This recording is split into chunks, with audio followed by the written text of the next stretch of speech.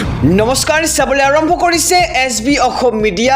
আজি হৈছে 8 ফেব্ৰুৱাৰী আৰু আজি ৰাতিপুৱাৰ কেইবাটাও গুৰুত্বপূৰ্ণ খবৰ আহি পৰিছে আৰু এনে ধৰণৰ খবৰসমূহ নিতৌ চাবলৈ চেনেলটো ছাবস্ক্ৰাইব কৰি ভিডিঅ'টো এটা লাইক কৰি দিব। ৰাজনৈতিক প্ৰেক্ষাপটৰ এটি খুবেই ডাঙৰ খবৰ। সমষ্টি ভাগ বতৰক লৈ অগপ বিজেপিৰ মাজত এতিয়া কণ্ডল দেখিবলৈ পোৱা গৈছে। কোনো কাৰণত মধ্য গুৱাহাটী বিজেপিক এৰি নিদিয়াৰ হুংকাৰ, ৰমেন্দ্ৰ নাৰায়ণ কলিতাক মধ্য গুৱাহাটীৰ প্ৰাৰ্থত্ব দিয়াৰ দাবী আৰু আমবাৰীৰ অগপ কাৰ্যালয়ত উত্তপ্ত হৈছে পৰিস্থিতি। মধ্য গুৱাহাটী সমষ্টি অগপ কাৰ্যকৰ্তাৰ প্ৰতিবাদ আৰু কাৰ্যকৰ্তাৰ প্ৰতিবাদৰ মাজতেই কাৰ্যালয়ত উপস্থিত হৈছে দুই সাংসদ আৰু ফণীভূষণ চৌধুৰী, বীৰেন্দ্ৰনাথ বৈশ্যৰ উপস্থিতিতেই এই প্ৰতিবাদ দেখিবলৈ পোৱা গৈছে। আৰু শুক্ৰবাৰে এইসকল প্ৰতিবাদকাৰীয়ে সাক্ষাৎ কৰিছিল সভাপতি অতুল বৰাক আৰু পৰিস্থিতি নিয়ন্ত্ৰণৰ চেষ্টা দুই জ্যেষ্ঠ অগপ কৰ্মীৰ। জনাইছোঁ আৰু এটি ব্ৰেকিং নিউজ, ডাঙৰ খবৰ। বিদেশী ঘোষণা হোৱা মহিলাই পালে ভাৰতীয় নাগৰিকত্ব। কাৰ জৰিয়তে লাভ কৰিছে ভাৰতীয় নাগৰিকত্ব? এক ডাঙৰ খবৰ জনাইছোঁ সমগ্ৰ ৰাজ্যবাসীক। বিদেশী ঘোষণা হোৱা মহিলাই পালে ভাৰতীয় নাগৰিকত্ব। কাৰ জৰিয়তে ভাৰতত নাগৰিকত্ব লাভ কৰিছে মহিলাগৰাকীয়ে? 2 বছৰ ডিটেনশ্যন কেম্পত থাকি ভাৰতীয় হ'ল মহিলাগৰাকী। 1988 চনত বাংলাদেশৰ পৰা পৰিয়ালসহ ভাৰতলৈ আহিছিল মহিলাগৰাকী। ভাৰতীয় নাগৰিকত্ব লাভ কৰা মহিলাগৰাকী শিলচৰৰ দীপালী দাস আৰু 2019 চনতে বিদেশী ন্যায়াধিকৰণে বিদেশী ঘোষণা কৰিছিল মহিলাগৰাকীক আৰু 2 বছৰৰ অন্তত মুকলি আকাশৰ তললৈ এতিয়া দীপালী দাসক দেখিবলৈ পোৱা গৈছে। উচ্চ ন্যায়ালয়ৰ নিৰ্দেশনাত ভাৰতীয় নাগৰিকত্ব লাভ কৰিছে মহিলাগৰাকীয়ে আৰু কাৰ জৰিয়তে নাগৰিকত্ব পাবলৈ 2025ত কৰিছিল আবেদন আৰু বিদেশী ঘোষণা হোৱা মহিলাই পালে এতিয়া ভাৰতীয় নাগৰিকত্ব। কাৰ জৰিয়তে লাভ কৰিছে ভাৰতীয় নাগৰিকত্ব আৰু 2 বছৰ ডিটেনশ্যন কেম্পত থাকি ভাৰতীয় হ'ল মহিলাগৰাকী আৰু 1988 চনত বাংলাদেশৰ পৰা পৰিয়ালসহ আহিছিল ভাৰতলৈ আৰু ভাৰতলৈ আহিয়েই 2025 চনত আবেদন কৰিছিল ভাৰতীয় নাগৰিকত্বৰ বাবে আৰু তাৰ পিছতে কাৰ জৰিয়তে মহিলাগৰাকীয়ে লাভ কৰিছে ভাৰতীয় নাগৰিকত্ব। জনাইছোঁ মধ্যপ্ৰাচ্যত চলি থকা যুদ্ধৰ এটি ব্ৰেকিং নিউজ। অৱশেষত ক্ষমা বিচাৰিলে ইৰাণে, দিলে আক্ৰমণ নকৰাৰ প্ৰতিশ্ৰুতি। এক ডাঙৰ খবৰ জনাইছোঁ ইজৰাইল আৰু ইৰাণৰ যুদ্ধৰ মাজতেই ইৰাণে ল'লে এই ডাঙৰ সিদ্ধান্ত। আক্ৰমণ প্ৰত্যাক্ৰমৰ মাজতেই প্ৰতিবেশী ৰাষ্ট্ৰক ক্ষমা বিচাৰিলে ইৰাণে। চুবুৰীয়া দেশসমূহক ইৰাণে আক্ৰমণ নকৰাৰ দিলে প্ৰতিশ্ৰুতি। প্ৰতিবেশী ৰাষ্ট্ৰই ইৰাণক আক্ৰমণ নকৰিলে ইৰাণেও নকৰে আক্ৰমণ আৰু ইৰাণৰ অন্তৱৰ্তীকালীন নেতৃত্ব পৰিষদে কৰিলে এই ডাঙৰ ঘোষণা। ৰাষ্ট্ৰপতি মাছুদ পেজেছকিয়ানে কয়, আমাক আক্ৰমণ নকৰিলে আমিও আক্ৰমণ নকৰোঁ। অৱশ্যে ইয়াৰ মাজতেই কাটাৰত সংঘটিত হয় ভয়ংকৰ বোমা বিস্ফোৰণ। ইজৰাইল আৰু ইৰাণৰ যুদ্ধৰ মাজতে ইৰাণে ল'লে এই ডাঙৰ সিদ্ধান্ত আৰু ইৰাণক যদিহে আক্ৰমণ নকৰে তেন্তে ইৰাণেও আক্ৰমণ নকৰাৰ প্ৰতিশ্ৰুতি এইবাৰ ইৰাণৰ। জনাইছোঁ আৰু এটি ব্ৰেকিং নিউজ, ডাঙৰ খবৰ। এইবাৰ মধ্যপ্ৰাচ্যত ইন্ধনৰ নাটনি দেখিবলৈ পোৱা গৈছে। তেল ডিপুত দীঘলীয়া শাৰী। এক ডাঙৰ খবৰ জনাইছোঁ বিশ্বত ভয়ংকৰ প্ৰভাৱ পৰাৰ দিশে এইবাৰ মধ্যপ্ৰাচ্যৰ যুদ্ধ। ইজৰাইল, আমেৰিকা আৰু যুদ্ধৰ বাবেই ইন্ধনৰ নাটনি। পেট্ৰল ডিজেলৰ ব্যাপক নাটনিয়ে দেখা দিছে পাকিস্তানত। তাৰ মাজতেই চৰকাৰে বৃদ্ধি কৰিছে পেট্ৰল আৰু ডিজেলৰ দাম আৰু ভাৰততো পৰিব পাৰে ইয়াৰ প্ৰভাৱ।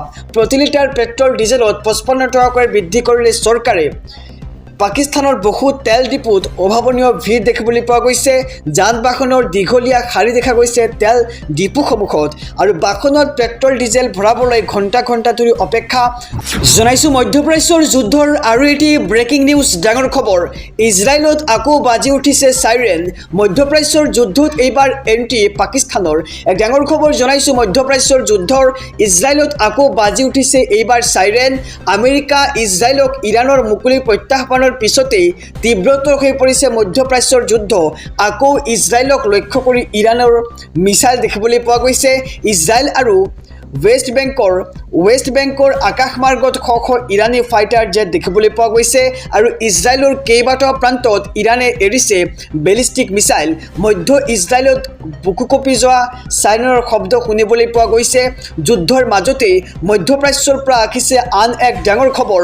মধ্যপ্ৰাচ্যৰ যুদ্ধত এণ্ট্ৰি মাৰিব পাৰে পাকিস্তানে আৰু ইৰাণৰ আক্ৰমণত কম্পিত ছৌদি আৰবত উপস্থিত পাকিস্তানৰ সেনাপ্ৰধান আসিম মুনিৰ আৰু ছৌদি আৰবত থকা তৈল ক্ষেত্ৰত ইৰাণৰ আক্ৰমণ ৰুধিবলৈ ছৌদি আৰবৰ প্ৰতিৰক্ষা মন্ত্ৰীৰ সৈতে আসিম মুনিৰৰ বৈঠক আৰু ছৌদি আৰবৰ প্ৰতিৰক্ষা মন্ত্ৰী খালিদ বিন ছলমান আৰু পাকিস্তানৰ আসিম মুনিৰৰ বৈঠকত ইৰাণী আক্ৰমণৰ বিৰুদ্ধে বৃহৎ সিদ্ধান্ত UAEত ইৰাণৰ শক্তি ৰুধিবলৈ সহায়ৰ প্ৰতিশ্ৰুতি পাকিস্তানৰ আৰু পাকিস্তানে এই যুদ্ধত অংশগ্ৰহণ কৰিলেই কেৱল মধ্যপ্ৰাচ্যত সীমাবদ্ধ হৈ নাথাকে যুদ্ধ দক্ষিণ এছিয়া পৰ্যন্ত বিয়পি পৰিব পাৰে যুদ্ধৰ ভয়াৱহতা জনাইছো ৰাজনৈতিক প্ৰেক্ষাপটৰ আৰু এটি ব্ৰেকিং নিউজ ডাঙৰ খবৰ নিৰ্বাচনলৈ মাজত মাত্ৰ কেইটামান দিন বিজেপি যোগদানৰ ঢৌ দেখি হাহাকাৰ এতিয়া কংগ্ৰেছত আৰু এইবাৰ মৰিয়নিৰ শ লোকে এৰিলে কংগ্ৰেছ এক ডাঙৰ খবৰ জনাইছো সমগ্ৰ ৰাজ্যবাসীক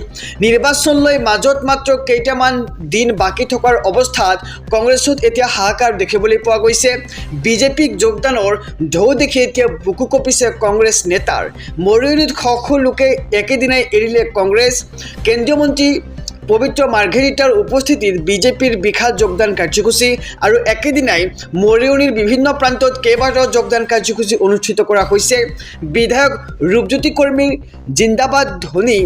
জিন্দাবাদ ধ্বনি দি সকল পুৰুষ মহিলাৰ বিজেপিত যোগদান দেখিবলৈ পোৱা গৈছে আৰু নিৰ্বাচনলৈ মাজত মাত্ৰ কেইটামান দিন বাকী থকাৰ মাজতেই কংগ্ৰেছত এতিয়া হাহাকাৰ অৱস্থাৰ সৃষ্টি হৈছে বিজেপিত যোগদানৰ ঢৌ দেখি এতিয়া বুকু কঁপিছে একাংশ কংগ্ৰেছ নেতাৰ আৰু এইবাৰ মৰিয়নিত শ লোকে একেদিনাই এৰিলে কংগ্ৰেছ জনাইছো আৰু এটি ব্ৰেকিং নিউজ ডাঙৰ খবৰ আমেৰিকা ইজৰাইল ইৰাণৰ যুদ্ধ আৰ্থিক মন্দাৱস্থাৰ সন্মুখীন হ'ব সমগ্ৰ বিশ্ব এক ডাঙৰ খবৰ জনাইছো ক্ৰমাৎ অধিক ভয়াৱহ হৈ পৰিছে মধ্যপ্ৰাচ্যৰ যুদ্ধৰ ফলত আৰ্থিক মন্দাৱস্থাৰ সন্মুখীন হ'ব সমগ্ৰ বিশ্ব খাৰুৱা তেল বৰ্তমান হৈ পৰিছে যুদ্ধৰ চালিকা শক্তি মধ্যপ্ৰাচ্যত শক্তি যোগান ব্যাহত হ'লে জটিল হ'ব বিশ্বৰ অৰ্থনীতি আৰু অহা সপ্তাহত প্ৰতি বেৰেল তেলৰ দাম $150 বৃদ্ধি হোৱাৰ সম্ভাৱনা আৰু ইৰাণত এই পৰ্যন্ত নিহত হৈছে 1200 জন লোক আৰু লেবাননত নিহত হৈছে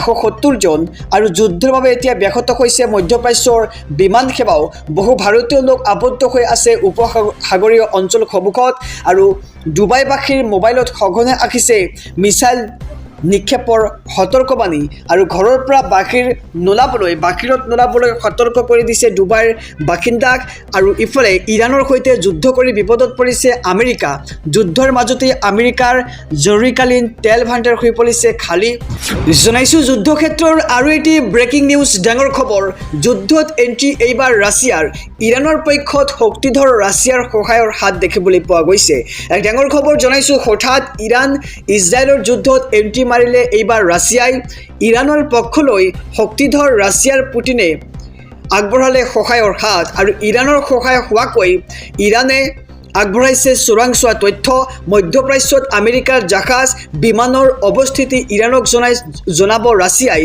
আৰু অৱস্থিতি জানিলেই সঠিক স্থানৰ সঠিক সময়ত আক্ৰমণ চলাব পাৰিব ইৰাণে ৰাছিয়াৰ লগত থকা চোৰাংচোৱা তথ্য ইৰাণৰ সৈতে কৰা হৈছে বিনিময় আৰু শেহতীয়াকৈ হ্ৰাস পাইছে আমেৰিকান সেনাক অনুসৰণ কৰাৰ ইৰাণৰ ক্ষমতা ৰাছিয়াৰ চোৰাংচোৱাৰ তথ্য পালেই নিখুঁত আক্ৰমণ চলাব পাৰিব ইৰাণে আৰু আমেৰিকাৰ সামৰিক শক্তি স্থান দূতাবাস আৰু অন্যান্য সম্পত্তিত কৰিব আৰু ৰাছিয়াৰ উন্নত ছেটেলাইট ব্যৱস্থাই লক্ষ্য নিৰ্ধাৰণত কৰিব পাৰিব সহায় ৰাছিয়াৰ চোৰাংচোৱা তথ্যৰ বাবে কুৱেইটত ইৰাণে চলাইছিল আক্ৰমণ আৰু আক্ৰমণত নিহত হৈছিল প্ৰায় 6 জন আমেৰিকা সেনা আৰু হঠাৎ ইৰাণ ইজৰাইলৰ মাজত এণ্ট্ৰি মাৰিলে এইবাৰ ৰাছিয়াৰ চোৰাংচোৱা তথ্য পালেই নিখুঁত আক্ৰমণ চলাব পাৰিব ইৰাণে আৰু ইৰাণৰ পক্ষলৈ এইবাৰ শক্তিধৰ হৈ উঠিছে ৰাছিয়াৰ পুটিনে জনাইছো আৰু এটি ব্ৰেকিং নিউজ ডাঙৰ খবৰ ৰাজ্য চৰকাৰে ল'লে এইবাৰ কঠোৰ সিদ্ধান্ত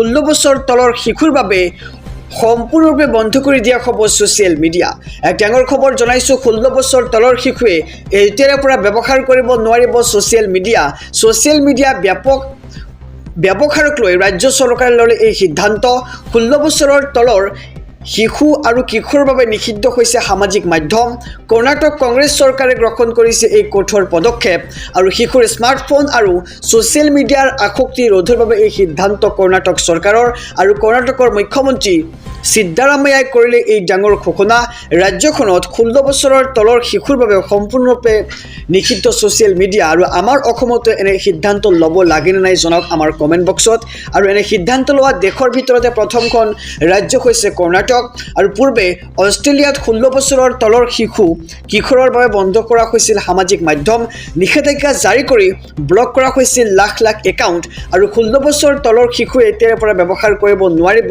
সামাজিক মাধ্যম বা ছ'চিয়েল মিডিয়া আৰু ছ'চিয়েল মিডিয়া ব্যৱহাৰক লৈ ৰাজ্য চৰকাৰে ল'লে এই কঠোৰ সিদ্ধান্ত